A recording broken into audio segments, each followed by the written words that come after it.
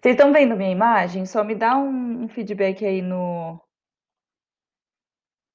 chat, por favor, se vocês estão vendo o slide e a minha imagem no cantinho. Sim, ótimo, perfeito. Vamos lá, então. Bom, gente, então a revisão de hoje,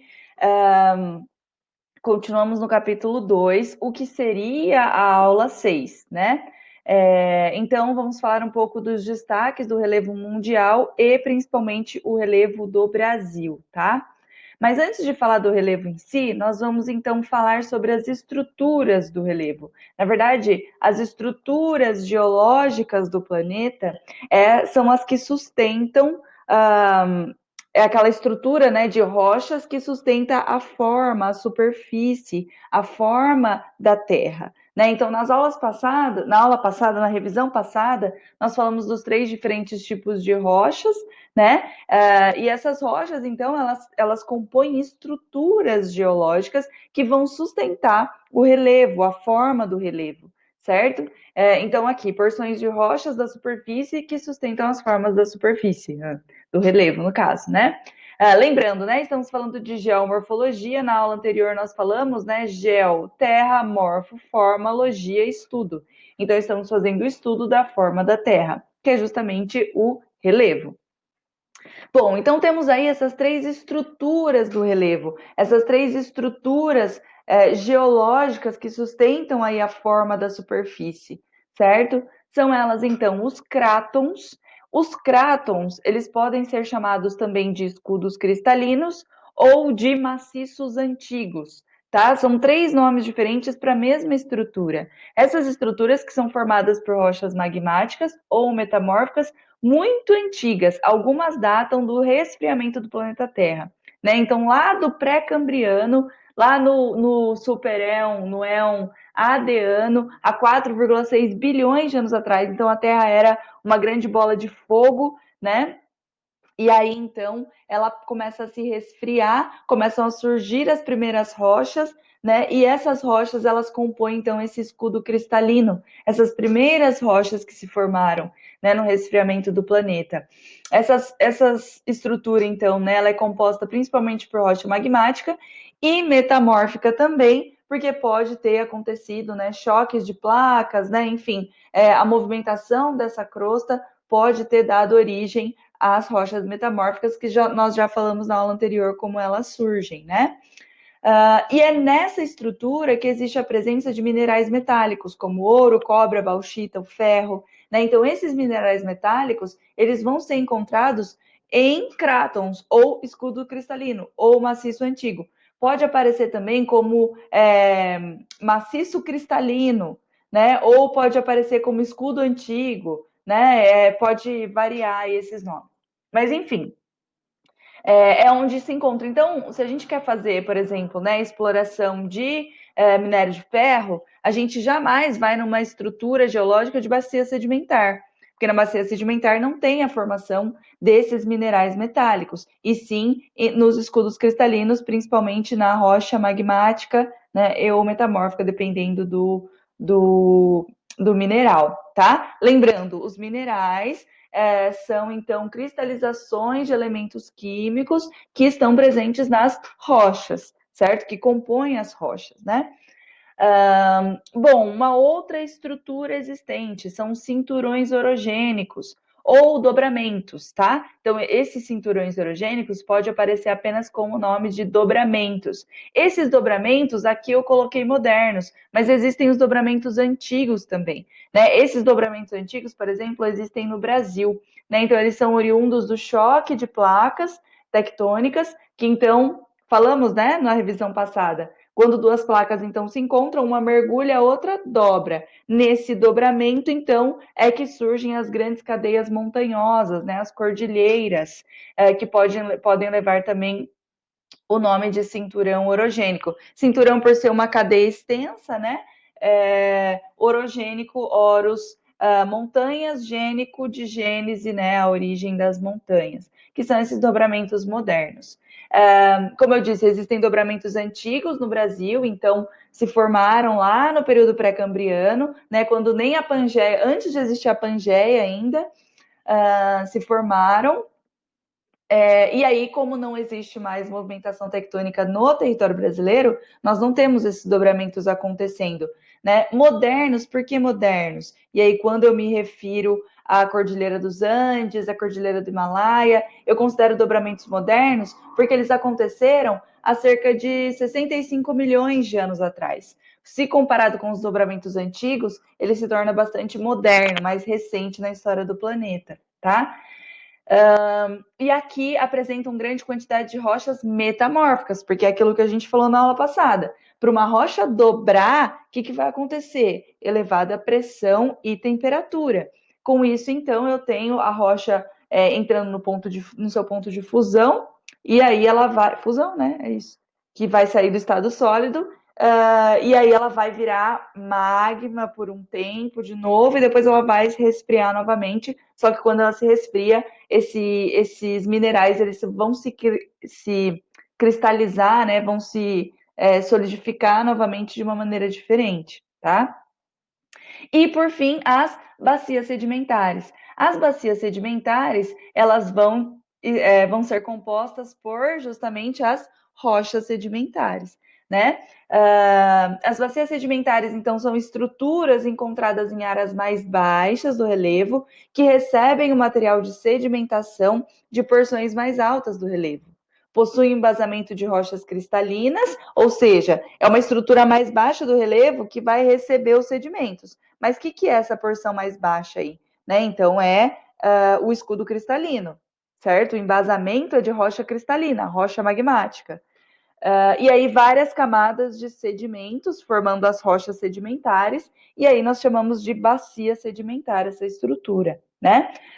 São áreas de antigos lagos, mares, né? Então eram mais baixos e aí foram soerguidos, e é onde encontramos minerais como o petróleo e o carvão mineral, tá? Então, procurar petróleo em escudo cristalino rola? Não, não vai rolar. Tem que ser em bacias sedimentares, em áreas de sedimentação. Por quê? O petróleo e o carvão mineral, eles são justamente a deposição de matéria orgânica, né? No caso do carvão mineral, de florestas, né, das florestas, antigas florestas que existiam na superfície, numa área ainda que era pantanosa, né, no passado da história do planeta, e aí essas troncos, galhos de árvores iam caindo e foram sendo sedimentados junto com os sedimentos de rochas. E deram origem, então ficaram ali fossilizados por milhões de anos e deram origem ao carvão mineral. Né? E o petróleo foi também a sedimentação de matéria orgânica em ambientes marinhos, principalmente, só que a matéria orgânica que deu origem a eles, ao petróleo, são os plânctons, né? Zooplânctons e fitoplânctons. Eu acho que a gente fala disso em algum momento. Em algum momento eu vou falar sobre a formação do petróleo de maneira mais detalhada. Bom, mas é nessas bacias sedimentares, então nessa estrutura composta por rochas sedimentares, né? Onde se encontra então petróleo e carvão mineral, que são os dois principais combustíveis fósseis utilizados até hoje, né? Como fonte de energia para a humanidade. Ai, soluço não. E aí nós temos um mapa mundi aí, né, um planisfério, mostrando as estruturas, as diferentes estruturas do relevo. Né? Então nós temos aqui esse cinza mais claro, os maciços, que são os crátons, ou escudo cristalino, ou maciço antigo, tá? As bacias sedimentares, um cinza intermediário aí, e os dobramentos modernos nesse cinza mais escuro, junto com as cadeias de montanhas, né? Que temos aí essas linhas representando. Então, olha só, né? Aqui nós temos a Cordilheira dos Andes, aqui as montanhas rochosas, né? No oeste da América do Norte. Temos aqui a Cordilheira do Himalaia, né? A cadeia do Atlas, os Alpes. E aí nós temos aqui, no caso do território brasileiro, o predomínio de maciços e bacias sedimentares. Né? Então, como vocês podem ver, não temos dobramentos modernos, temos dobramentos antigos. Modernos, que se formaram há 65 milhões de anos atrás, não temos, tá? E aí, então, isso que a gente estava falando, né, os maciços, as bacias sedimentares e os dobramentos, eles são, então, essa estrutura que embasa as formas do relevo, né? E que formas são essas? Então, as formas do relevo, elas vão se desenvolvem sobre essas estruturas, né? São resultados da ação das forças externas desgastando a estrutura do relevo. Então, olha só, lembra que na aula passada nós falamos sobre o intemperismo, né? Então, falamos sobre o intemperismo, que são as forças externas do relevo, e as forças internas do relevo, que são aqueles que responsáveis por levantar o relevo, que é o tectonismo, o vulcanismo, os abalos sísmicos, né? Mas principalmente o tectonismo, que é a movimentação das placas tectônicas, né? Então tem essas estruturas, essas forças ou agentes internos que vão levantar o relevo, formando as estruturas, e aí as forças externas, né? As forças ou exógenas, que é principalmente o intemperismo, a erosão e a sedimentação, elas vão então ir esculpindo essa estrutura, dando origem ao relevo, tá? E vão se diferir de acordo com o seu processo de formação. Então, nós temos essas diferentes formas do relevo que têm diferentes nomes porque elas se formam de maneiras diferentes, né? Então, nós temos aí planaltos, planícies e depressões. E aí nós temos a forma da cuesta também, que a gente vai falar aqui. Então, os mais conhecidos aí, né, são os planaltos, planícies e depressões. São formas do relevo e se diferem pelo processo de formação de cada um, né? Então, basicamente, o que são os planaltos? Os planaltos são áreas mais altas do relevo, onde predomina o desgaste. Então, os planaltos se formam porque está acontecendo erosão naquele local, certo? O que é erosão mesmo? A retirada dos sedimentos, né? Então, o intemperismo age na rocha, transforma aquela rocha em sedimento, né? Dá origem ao solo, e aí esses sedimentos eles vão se retirar de lá, vão ser transportados para as áreas mais baixas. Essas áreas de onde o sedimento está saindo, quer dizer que está sofrendo erosão, nós chamamos de planaltos, tá?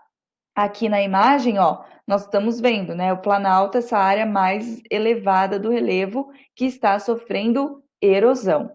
E o que são as planícies? As planícies, então, são áreas onde predomina a deposição de sedimentos, o depósito de sedimento. Então, ele está saindo, os sedimentos saem do planalto, das áreas mais altas, e vão se depositar nas planícies, que são as partes mais baixas do relevo, né, que estão recebendo sedimentos, e esses sedimentos vão se acumulando em camadas, certo? Então, essas planícies, né, são essas áreas mais baixas que estão recebendo sedimento, estão sofrendo sedimentação. E vão receber, então, esses sedimentos das áreas vizinhas, nesse caso, né, os planaltos. E as depressões. As depressões são áreas rebaixadas do relevo com relação ao seu entorno, resultado de um longo processo de desgaste do relevo. Ops, não é isso.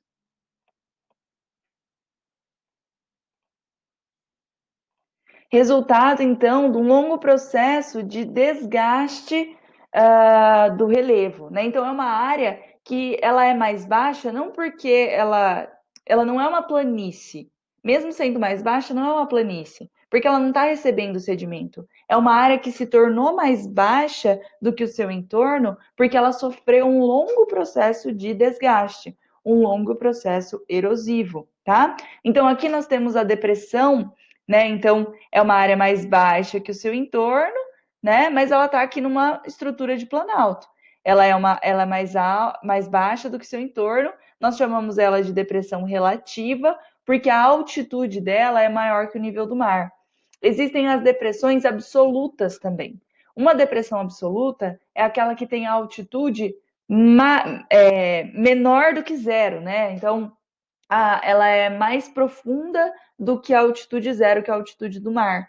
Então, ela está no continente, né? Ela não está no oceano, está no continente. Então, o continente ele é sempre mais alto que o oceano, por isso que ele está imerso, né? Só que dentro da estrutura do continente pode existir uma depressão mais profunda que a altitude zero, que é a altitude do mar. E aí nós chamamos de depressão absoluta, tá? Nesse caso, a gente está vendo nessa imagem a depressão relativa, porque ela não tem uma altitude inferior ao nível do mar. E as cuestas, né? A cuesta, ela é a borda, o nome dado às bordas das bacias sedimentares brasileiras, né? Então, vamos supor que existe, a gente vai ver exemplo disso mais no final da aula. Inclusive, eu preciso acelerar, senão a gente não vai chegar lá tão cedo.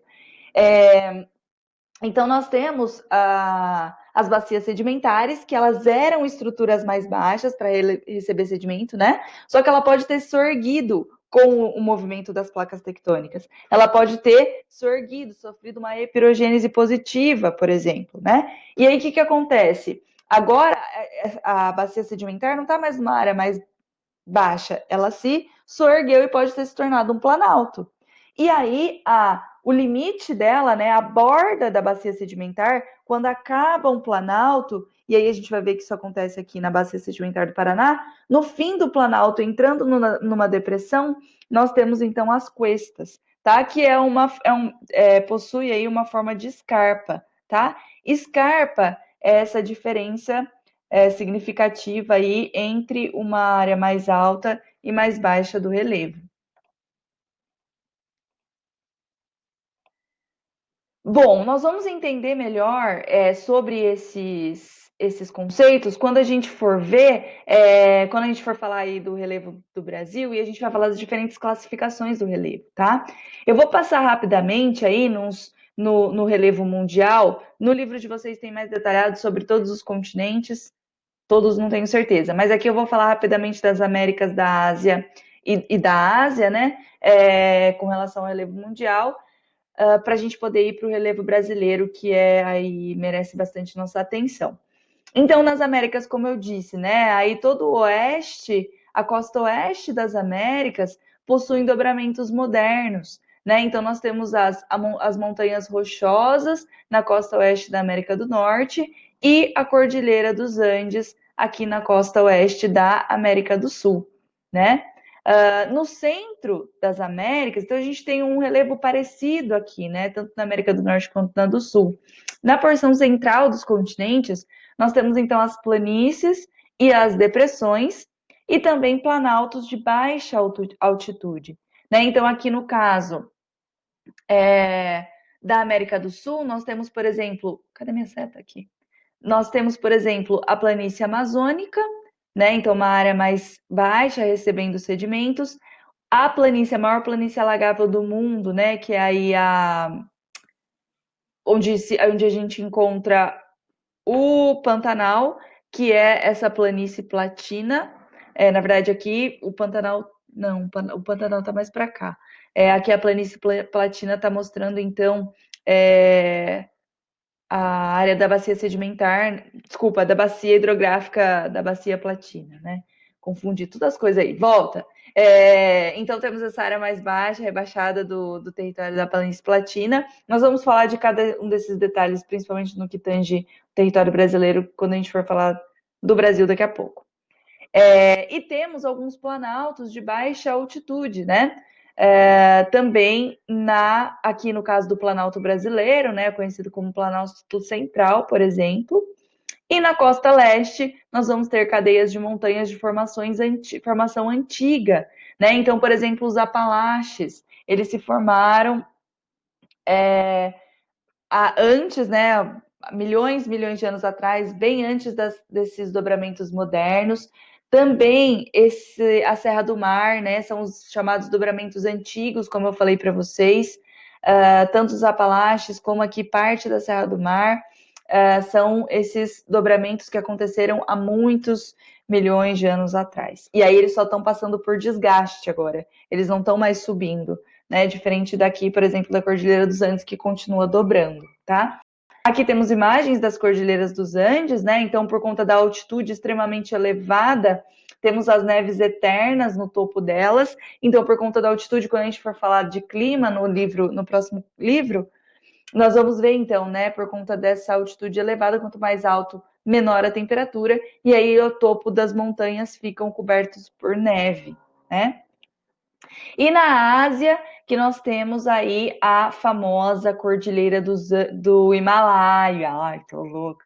Cordilheira do Himalaia, aqui no Planalto do Tibete. Então, essa região da Cordilheira do Himalaia é onde se encontra, onde a gente encontra o ponto mais alto do mundo, que é o Monte Everest, tá? Que tem quase 9.000 metros de altitude, né? Aqui, ó, o cume do Monte Everest chega a 8.848 metros, né? Quase aí 9 quilômetros de altitude. É o ponto mais elevado do planeta Terra, que se forma, né, de duas placas tectônicas, aqui a Euroasiática, né, e a Índia, que era desprendida aqui, né, ela foi se aproximando com o movimento das placas até se chocar, então, com a placa Euroasiática, e dando origem, então, ao Planalto do Tibete, onde existe, então, a Cordilheira do Himalaia, que é um dobramento moderno. E dentro da Cordilheira do Himalaia, que é um conjunto de montanhas, está o Monte Everest, que é o ponto mais alto, a montanha mais alta do planeta. Tá bom? Vamos falar então sobre a formação das estruturas e formas do relevo brasileiro especificamente. Então a gente viu no geral ali como são as Américas, mas como é que é no Brasil? Então nós temos aqui regiões que eram antigamente submersas, né? Então eram ambientes de sedimentação no território brasileiro, eram ambientes de sedimentação marinha ou lacustre há milhões de anos atrás. Né, elas eram submersas, só que aí com o movimento das placas tectônicas elas são soerguidas. Temos com isso a formação das bacias sedimentares do Paraná, a bacia sedimentar da Amazônia e a do Parnaíba, por exemplo, né, elas eram áreas mais baixas que foram soerguidas. E aí nós temos, então, os desgastes, né, nos limites dessas bacias sedimentares que foram soerguidas, e aí nós temos a depressão periférica, o relevo de cuesta, como eu já falei para vocês anteriormente, e quando eu for falar de maneira mais detalhada, vocês vão entender melhor o que eu estou falando aqui. E nós temos também a pressão causada por derramamentos. Então, tivemos derramamentos basálticos e falhamentos no embasamento cristalino, que deram origem à escarpa da Serra do Mar e o Vale do Paraíba. O que aconteceu? Então, lá na época da Pangeia. Então, antes de haver a Pangeia, houve um choque de placas que deu origem aos dobramentos antigos. E aí nós temos a formação da Pangeia. A formação da Pangeia, lá data de, ai meu Deus, não vou lembrar agora quantos milhões de anos atrás, mas depois acontece a separação dos continentes, eles vão se separando até chegar à configuração atual, né? Nisso, a América do Sul e a África, que eram unidas, elas vão se separar. Com esse movimento de separação, a abertura, né, da crosta aí, da abertura para o magma se vir para a superfície, e aí nós temos derramamento basáltico, nós temos derramamento de lava em parte do território brasileiro por conta dessa separação da África e da América do Sul, tá? E aí, então, nós temos também o acontecimento dos falhamentos, né? Que a gente falou na aula anterior já, por conta dessa separação, acontece o falhamento na crosta, e isso dá origem, então, à parte do relevo brasileiro. Esse relevo que, então, passou por várias análises, né, e várias classificações ao longo da história. Então, cada cientista, conforme ele ia, pesquisador, né, conforme ele ia observando esse relevo, de acordo com a tecnologia possível de cada época, eles foram criando classificações para o relevo. Né? Então, a primeira classificação do relevo brasileiro data de 1949 e foi feita pelo professor Haroldo de Azevedo. Então, quando a gente vê essa classificação, a gente percebe que é uma classificação simples e com grandes generalizações. Né? Então, nós temos aqui o Planalto das Guianas, uma planície, um planalto. Basicamente, só temos planície e planalto. aqui. As depressões não existiam ainda lá nessa análise de 1949. Então, temos planalto, planície, planalto, planície, né?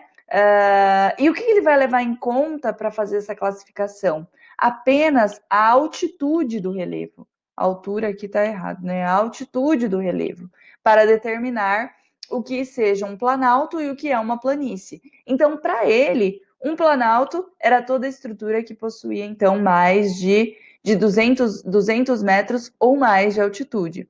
Uma planície seria, então, toda a estrutura que tinha menos de 200 metros, tá? Então, bem generalizado, percebam aqui que ele não leva em consideração os processos, como nós falamos lá no início, né? O que é um planalto? É o que está sofrendo erosão. E uma planície está sofrendo sedimentação. Aqui nessa classificação, ele não leva em consideração os processos geomorfológicos, apenas a altitude.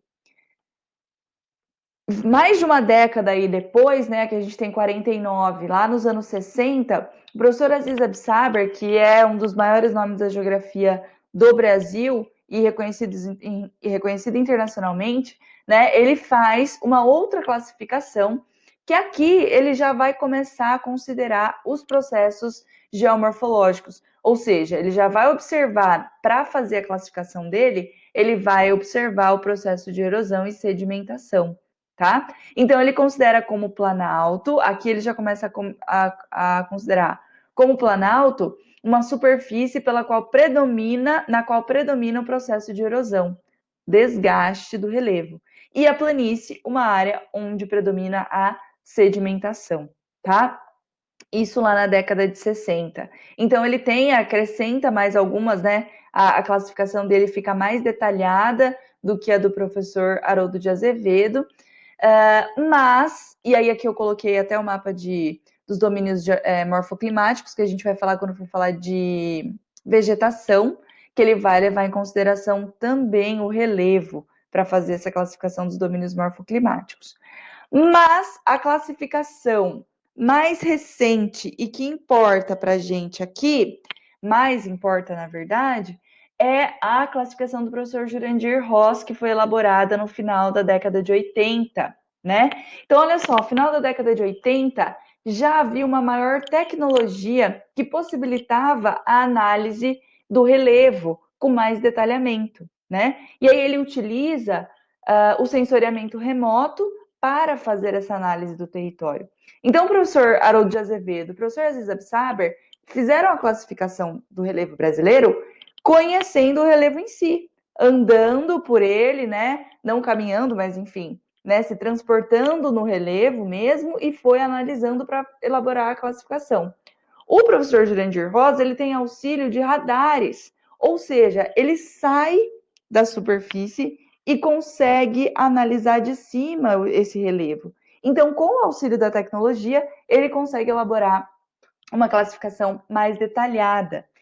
Essa classificação, então, ele vai levar em consideração os processos geomorfológicos, principalmente, né? As áreas que estão sofrendo erosão, as áreas que estão sofrendo sedimentação, e aqui surgem as depressões, né? Então, a gente viu aqui, o professor Haroldo de Azevedo e o professor Aziz Absaber ainda não tinham falado em depressão. O professor Jurandir Ross é que coloca em série aí essa classificação das depressões, tá? E aí ele cria, é o mesmo mapa, tá? Só tá de cores diferentes, mas ele cria, então, esse mapa, né, com a classificação do relevo brasileiro. Como eu disse, por que ela é mais detalhada? Porque ela tem o auxílio de tecnologias que permite que essa classificação seja mais bem detalhada. Ele vai considerar os processos geomorfológicos e a altitude para fazer essa classificação. Ele insere aqui as depressões, né? E ele fala também, né? Eu fui numa palestra dele quando eu estava na faculdade, professor Jurandir Ross, que muitos universitários não, vestibulandos detestam, né? Porque falam, por que ele foi fazer um negócio desse? Mas ele fala, isso eu criei, é um mapa para consulta, é uma classificação que eu consulto. Então, O professor Jurandir Ross, que fez a classificação, ele fala, é para consulta. Mas o vestibular vai pedir que a gente saiba algumas coisas de cabeça, né? O que eu já falo de cara para vocês, não percam seu tempo decorando isso tudo, tá?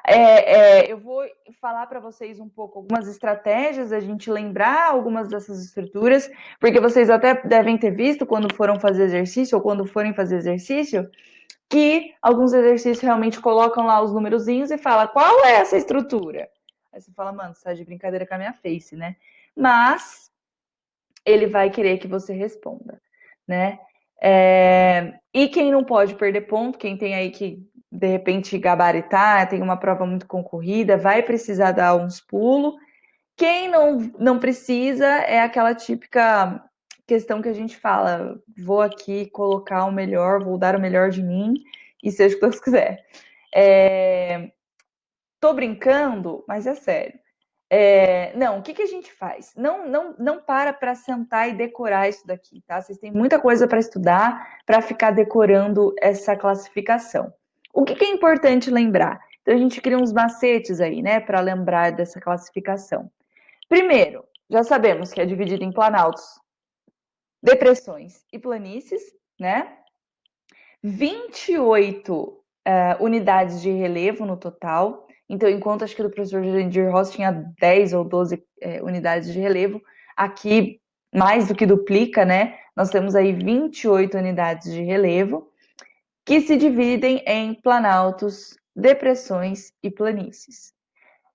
Vamos lembrar uma forma importante, primeiro de tudo, né? É importante que você saiba minimamente as localizações, né? A localização de algumas estruturas importantes no território brasileiro, né? Então é importante que você saiba, por exemplo, que aqui é a região amazônica, norte do país, região amazônica. É importante que você saiba que aqui é o Nordeste, é importante que você saiba que aqui é o Sul, né? Que aqui, por exemplo, tem o Rio Grande do Sul. É importante você saber que aqui é a Serra do Mar, né? Então a gente tem a localização da Serra do Mar aqui na costa, no litoral. Que mais? É importante você saber que essa é a localização do que eu falei lá na outro slide, gente. Pantanal, que tá fugindo da minha cabeça toda hora. Eu preciso ir lá, preciso visitar o Pantanal, aí ele não vai sair da minha cabeça. Então, aqui eu tenho o Pantanal. Aqui existe a bacia sedimentar do Paraná, então aquela onde é uma bacia sedimentar, onde houve derramamento basáltico e onde se localiza o aquífero Guarani. Então, algumas dessas localizações, minimamente, é importante que a gente saiba, sim, tá? Do território. Para aí a gente conseguir construir esse nome, né, dessas unidades de relevo que são apresentadas nessa classificação, que, mais uma vez, é para consulta, né? Não é para decorar, mas aí o vestibular usa desse artifício para elaborar uma questão. Mas, enfim, minimamente saber as localizações e aí lembrar. Primeiro vão vir os planaltos, né? Então os números menores são os planaltos, os números do meio, as depressões e os números maiores são as planícies. Se você lembrar disso, já vai facilitar. Então, por exemplo, vamos supor aqui, você precisa saber qual que é essa unidade de relevo número 1. Poxa, cara, número 1. Número 1, número baixo. Então eu lembro lá que está entre os soluço não. Entre os planaltos. Planalto, de que região que é essa, né? Região amazônica, então Planalto da Amazônia. E aí, Planalto da Amazônia, se você colocar Planalto da Amazônia, você já tem metade de um ponto aí, se for uma questão, se for uma questão dissertativa. Se for uma questão de múltipla escolha, você já consegue eliminar várias outras, né? Então, só de saber que aqui eu tenho um número alto, então um número baixo, quer dizer, né? Um dos primeiros números, então tá no grupo dos planaltos, e que aqui é a Amazônia, tá? Na região da Amazônia. Planalto da Amazônia. Você já tem aí metade de uma questão, né? Se for múltipla escolha, você elimina várias, se for dissertativa, você já tem metade da questão garantida. Aí, ó, Planalto da Amazônia Oriental. Então, nós temos aqui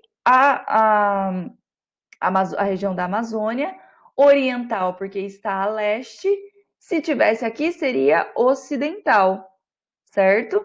Então, aí você constrói o nome, Planalto da Amazônia Oriental. É difícil de lembrar? Não me xinga não tenho culpa disso. Estou tentando facilitar aqui para vocês. Como a gente pode construir, né, para você não precisar sentar e decorar isso daqui, porque não é intenção, e você tem muita coisa para fazer, é importante. O importante é entender a dinâmica geral, e aí a gente consegue construir. Então, por exemplo, né, como eu disse, os números maiores, menores, os primeiros números, vão ser os planaltos, depois as depressões e por último as planícies. Então, vamos supor que eu tenho aqui número 28, 28 é um número alto, planície. Tá lá entre as últimas unidades de relevo, tá no grupo das planícies. Essa planície, olha só, ela vem desde aqui do norte do país, em todo o litoral, né, até aqui ao estado de São Paulo, né, aqui é o Rio de Janeiro ainda. Então, olha só, eu tenho uma planície no litoral, planície litorânea. Olha lá, planície litorânea, você já tem metade da questão, tá? Planície e tabuleiros litorâneos ele vai apresentar como nome, mas se você perceber, é uma planície, está no litoral, planície litorânea, já tem metade da resposta aí. E se for múltipla escolha, você elimina várias. Agora, o que é importante, né? Como eu disse para vocês, é importante saber que, por exemplo, aqui tem a bacia sedimentar do Paraná, né? Então, 3 é um número pequeno, Planalto. Planalto da bacia sedimentar do Paraná, você já tem metade aqui, né? Aqui é o nome completo, Planaltos e Chapadas da Bacia do Paraná. E aí, depois da planície do Planalto da Bacia do Paraná, nós temos, como eu disse para vocês, né, o limite do Planalto tem uma depressão. Então, eu tenho uma forma de um relevo de cuesta, né? E aí eu entro na depressão periférica. Depressão número 21, tá ali entre os números do meio. Depressão na periferia da borda leste, aqui tem a Rosa dos Ventos, da borda leste da Bacia do Paraná. Então, é um nome de uma unidade de relevo construída com base na outra, né? Então, aqui eu tenho, cadê? 21. Depressão periférica da borda leste da Bacia do Paraná. Bacia do Paraná, borda leste, uma depressão. Número 21, número lá do meio, é uma depressão, tá? Ai, gente, é difícil, é chato, mas assim, é a forma que a gente pode lembrar, né? Lembra números pequenos, planaltos, em seguida os números de depressão, e os mais altos são as planícies e as localizações do que existe no território brasileiro. Então, eu aconselho vocês a sentar um dia para analisar esses nomes e a existência, né, dessas formações aí no território brasileiro, tá? Eu vou dar andamento aqui, para a gente só vai faltar agora o relevo litorâneo. Vou falar desses perfis e o relevo litorâneo. Depois eu vou ver as perguntas de vocês no chat. Eu abro para as perguntas e aí a gente pode retomar aqui se for o caso, tá? E se ficou alguma dúvida também, vão escrevendo aí no chat que depois eu vou responder. Então, aqui eu tenho alguns perfis topográficos, tá? O que é um perfil topográfico? Aqui é como se a gente estivesse vendo o relevo de cima, né? Aqui é como se estivesse vendo o relevo de lado, da lateral. Então, eu faço um corte nesse relevo como se eu estivesse vendo de cima, né? Eu faço esse corte e aí eu pego e coloco ele de lado. E aí eu consigo ver o perfil topográfico, o perfil do relevo, tá? Então aqui eu tenho esse perfil A, B, que eu tirei o B daqui, não sei porquê, mas é o número 1. Esse número 1, então ele vai, olha, ele começa lá. Será que escapou ainda, não espirrei. Pior que isso tudo, eu fico pensando, fica tudo gravado esse negócio. Ô, Jesus, viu? Passou o espirro. Alguém me deu saúde antes do meu espirro, passou à vontade. Então, eu tenho aqui, né, o corte desse perfil do relevo que vai de A a B, o número 1. Então, o A começa lá no Planalto Planalto Residual Norte Amazônico e vai até os Planaltos Residuais Sul-Amazônicos. Olha lá, Planalto Residual Norte da Amazônico, então aqui, lá já dá para você saber aqui também, né? Ó, número 5 é um número baixo, né? Então, o número baixo, eu tenho um planalto. No norte da Amazônia, você já tem um ponto aqui, ó, Planaltos Residuais Norte Amazônicos. Aí depois, qual que é a unidade 6, né? Que tá aqui, são planaltos no sul da Amazônia. Então, planaltos da Amazônia também são os planaltos residuais sul-amazônicos. Então, você vai construindo o nome aí. Voltando, né? Então, nós temos esses planaltos. Aqui eu tenho a altitude do relevo e a extensão do corte AB. Planalto, e aí depois tem a depressão marginal amazônica, depois entramos na planície do rio Amazonas, né? Então, depressão marginal é uma área mais baixa do que seu entorno, a depressão, né? Entramos na planície. Nesse caso, você vai falar, ai, mas a planície não teria que ser mais baixa? Mas é que nesse caso, ele é chamado de planície porque está recebendo sedimento. Recebendo sedimento de quem? Do rio Amazonas, que está trazendo um tantão de sedimento aí com as suas águas, tá? E aí esse sedimento vai se depositando aqui nas margens do rio. Depois tem a depressão marginal sul-amazônica e os planaltos residuais amazônicos. Temos um outro corte, eu quero dar destaque para o número 3, tá? Então, aqui, só para passar por ele, nós temos um corte que vai de A a B, número 2. Então, ele começa lá na planície do Rio Parnaíba, Planaltos e Chapadas do Rio Parnaíba, né? Depois dos Planaltos e Chapadas, eu tenho a escarpa, o final, né? Então, um relevo de cuesta aqui. Não é cuesta porque não é bacia sedimentar. Então, tem o relevo de escarpa. A escarpa é só quando tem, então, uma diferença de relevo significativa, uma declividade significativa, eu chamo de escarpa. Entramos na depressão sertaneja, que eu sempre faço aquela piadinha da Marília Mendonça. Não é Marília Mendonça, mas é a depressão sertaneja. E aí, então, por quê? Porque está no sertão nordestino, né? Justamente aqui. E aí entramos no Planalto da Borborema, próximo, então, aos tabuleiros litorâneos, tá? Esse corte AB. E aqui o que a gente mais conhece, está mais próximo de nós, justamente passa por onde nós estamos, né? Que é esse corte número 3, AB, que vai do centro-oeste, corta o centro-oeste e sudeste do país. Né? Então ele começa lá na planície do Pantanal, como eu disse, né? Aqui é uma planície, a maior planície alagável do mundo, que recebe sedimento e água do seu entorno. E depois eu passo aqui pelo número 3, que é o Planaltos e Chapadas da Bacia do Paraná, entro na depressão periférica e aí entro depois nos Planaltos e Serras do Atlântico Leste e Sudeste. Mas olha só, planície, aí entro num Planalto das bacias, das Chapadas, Planaltos e Chapadas da Bacia do Paraná. No final, eu tenho o relevo de cuesta, entrando na depressão periférica da borda leste da Bacia do Paraná. E depois, em direção à cidade de São Paulo, aqui, né, em direção ao litoral, eu tenho os planaltos e serras do Atlântico Leste e Sudeste, tá? E aí nós falamos do relevo litorâneo. Então, até agora estávamos falando do relevo dos continentes, né? Mais especificamente aí do relevo do território brasileiro. E aí agora nós vamos falar do relevo litorâneo. Gente, lembrando, vou finalizar isso aqui, essa última etapa aí, essa última parte da aula, e aí a gente entra com perguntas, dúvidas para retomar, se for necessário, a classificação do relevo do professor Jurandir Ross, que eu sei que é complexa. Então, relevo litorâneo, né? Aqui, primeiro de tudo, o que é o litoral? O litoral é o limite entre o continente e o oceano, né? Então, vamos pegar aqui um mapa. Aqui eu tenho o continente, né? O limite do continente, e eu entro no oceano. Essa parte do limite do continente eu chamo de litoral. Alguns elementos naturais vão influenciar na construção desse relevo litorâneo, né? Então, temos aí a plataforma continental, as águas oceânicas,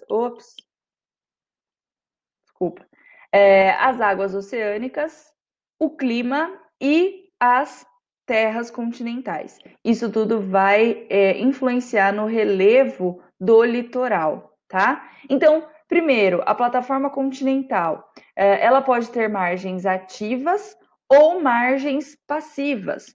No caso da planície costeira do litoral brasileiro, ela é de margem passiva, né? Nós não estamos tendo encontro de placa tectônica. Né? Então, ali eu não tenho a formação de relevo, diferente da costa oeste da América do Sul, onde eu tenho justamente ali o encontro de duas placas tectônicas e a formação da Cordilheira dos Andes. Né? Aqui nós temos no Brasil uma margem passiva. Não há formação, não há surgimento do relevo, só é uma área de depósito de sedimento.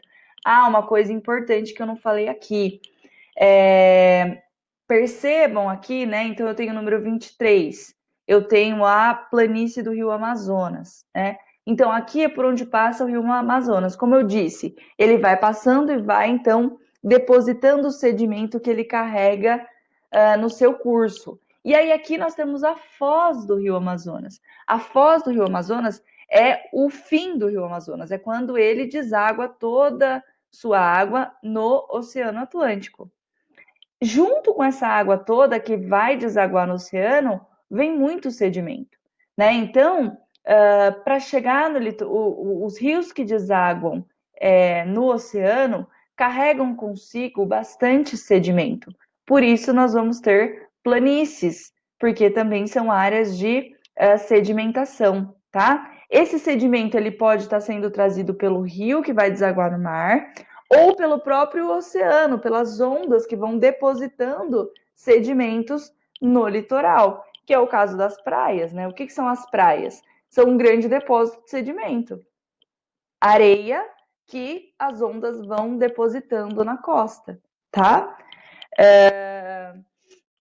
Então nós temos, né, as margens, a margem ativa, encontro de placas ou passivas, presença de planícies costeiras e grande plataforma continental.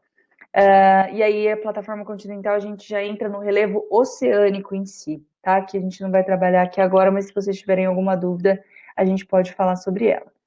As águas oceânicas também vão influenciar nesse relevo do litoral. Então, se eu tenho ondas que desgastam e provocam o acúmulo de sedimentos, né? Essas ondas, elas podem ser mais intensas ou não, mas elas são as responsáveis, então, por desgastar a costa e jogar, devolver o sedimento ali para aquela área, né, litorânea. O clima também, né? Então, temos bastante chuva na Serra do Mar, por exemplo, no caso aqui do relevo, né? Que temos aqui, então, a Serra do Mar, do número 7, que é Planaltos e Serras do Atlântico Leste e Sudeste.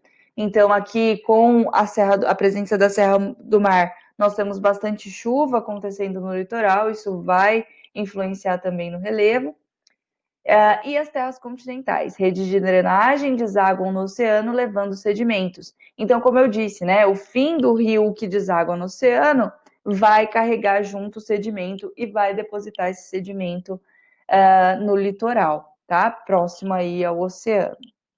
E aí nós temos dois tipos de costa, né? A costa de acumulação e a costa de abrasão. A costa litorânea de abrasão, ela causa destruição do relevo pelas ondas marinhas. E aí nós temos a formação dos costões, dos paredões, das falésias. Né? Então, essa grande acúmulo de rochas aqui, né, que vão se desmoronando conforme a gente tem aqui a abrasão das ondas nessas partes mais baixas dessa coluna de rochas. E aí, então, pode acontecer o desmoronamento e essas rochas caem, mas aí nós temos, então, essa costa de abrasão. Ou a costa de acumulação, que ocorre onde está acontecendo a sedimentação. Os sedimentos são trazidos pelas ondas, né, do mar e também por, se for o caso, né, a foz dos rios.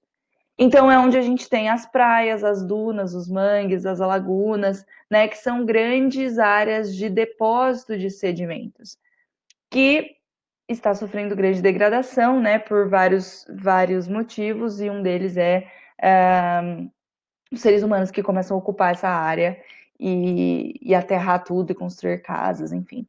Tá, então nós temos esses dois diferentes tipos de relevo, né, litorâneos. Bom, era isso da aula. Agora eu vou abrir e vou ver lá as dúvidas de vocês, perguntas e pontos que talvez não tenham ficado muito ainda claros para a gente ir conversando. Tô bem, gente. Tô bem. Só tô descabelada. Tô parecendo muito mal com descabelada. Mas tá tudo bem, sim. Hoje é o último dia? Hoje é o último dia antes das férias, né? Então nós vamos ter férias, essa é a última semana. Acho que o pessoal do, da coordenação falou com vocês que então a gente vai entrar em férias, né? Então essa é a última aula antes das férias. Achei que ia ter dúvidas. Tudo bem? Vocês estão aí? Vocês estão me ouvindo? Vocês estão prestando atenção? Foi muito difícil ou foi muito fácil?